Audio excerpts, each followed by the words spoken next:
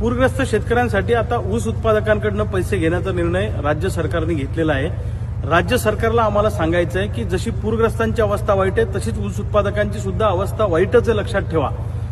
ऊस उत्पादक शेतकरी पण मरणाच्या दारात उभा आहे, कारण अनेक साखर कारखान्यांनी ऊसाची एकरकमी FRP दिलेली नाही, त्यामुळे ऊस उत्पादक शेतकरी पण संकटात आहे। राज्य सरकारला खऱ्या अर्थानं जर पूरग्रस्तांना मदत करायची असेल तर मला असं वाटतं की पुढचे 4 वर्ष एकाही आमदारांनी पगार घेऊ नये। सरकारी खर्चातून सगळ्या मंत्र्यांचं आमदारांचं फिरणं सरकारी खर्चातलं बंद करावं आणि आमदारांचा जो 4 वर्षाचा पगार जमा होईल, प्रधान सचिवाचा, कलेक्टरचा यांचा जो पगार 4 वर्षाचा पूर्ण जमा होईल, हा पूर्ण पगार 4 वर्षाचा यांनी पूरग्रस्तांना दिला पाहिजे आणि 4 वर्ष स्वतःच्या खर्चाने यांनी आपलं रहाटगाडगं चालवलं पाहिजे असं मला वाटतं।